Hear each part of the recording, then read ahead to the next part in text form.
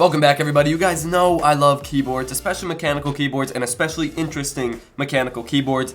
This right here is definitely one of them. This is the Kinesis Advantage 2, and basically it's the holy grail of ergonomic mechanical keyboards. So with this keyboard, there's a lot of information to cover, so this is going to be a slightly longer video than the average 3 to 4 minute videos, because this is no bare bones $50 mechanical keyboard. This is a $350 ergonomic mechanical keyboard loaded with functionality, and long story short, for the target market, it is absolutely worth every penny. Speaking of target market, we're talking programmers, IT, or writers, or basically anybody that types a lot during the day or types for a living, because not only will this keyboard make you type faster, it's also much healthier for your wrists. Now this specific model has Cherry MX Brown switches in there, it's good for typing, but it's not too loud, and there are other models with different switch types, so you can pick whichever one you like. So the first thing you're going to notice with this keyboard is, of course, the ergonomics. Right off the bat, you have 2 split banks of keys for each hand, and that makes it easier for each hand to reach the keys that are designated for each hand. And then those keys are in a concave shape, so it's less of a distance between each key when you're traveling.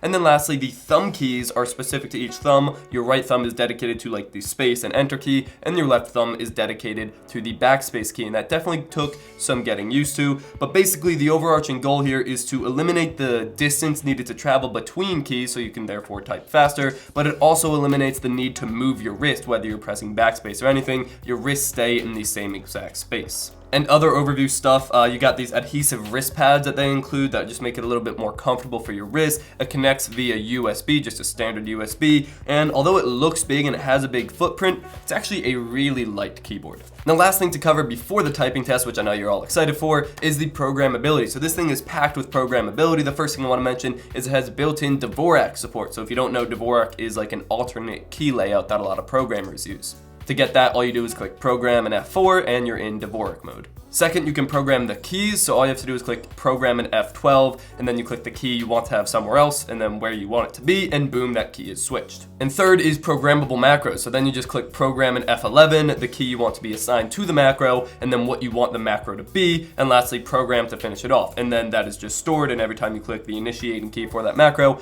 it will play out the macro. And all of that information is stored in the keyboard itself with onboard memory, so it's not in the computer or anything, it goes with the keyboard, and that's good. Alright, now for the interesting stuff, using it. So I didn't want to half-ass this video and be like, yeah, I could get used to it and probably type the same speed. I actually, over the period of a month and a half, recorded 16 different trials. In each one of those trials, I would sit down and do 5 or 6 different typing tests and then record the fastest words per minute I had during that session. So here is that graph. You can see at the beginning I was like 35 words per minute, which is really slow, but by the end I was hovering around 100 words per minute, which, as a lot of you long-term viewers probably know, is my average typing speed, so that is good to see. There are a few important things to note here though. First of all, at the beginning, I increased in words per minute a lot faster than I thought I would. I thought it would take a while to increase slowly, but I increased right off the bat and kept increasing, and that was nice to see.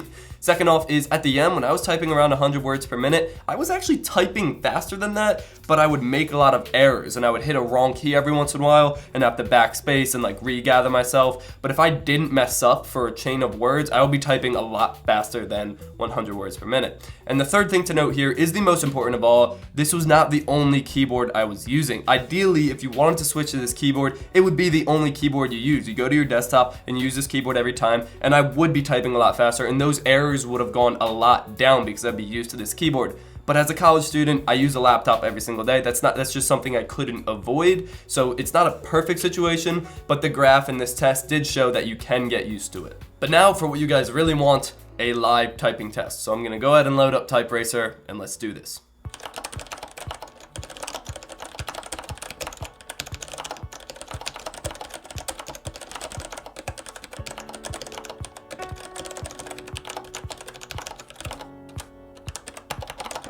Alright, 95 words per minute. I'm pretty happy with that. You could see that the slowing down, when I was typing and just going on a roll, I was really fast. But when I got slowed down is when I would make an error or I'd hit a wrong key, just because they're closer together and it's less distance, and you're just a little bit more likely to hit the wrong key. But again, if this was the only keyboard I used, those errors would come a lot less often. Conclusion time. This is not for your average consumer. It's just not a regular keyboard. If you're someone that's really interested in mechanical keyboards, or more importantly, if you're somebody that makes your living typing or just types for hours and hours every single day, this could be a good product for you. If you get it, you will type faster, and it is much healthier for your wrists and a more comfortable typing experience. But if you don't fit into those categories, don't buy this keyboard. That wouldn't make much sense. So yeah, that's my review of the Kinesis Advantage 2. Thank you for watching, subscribe to see more content, and as always, stay classy.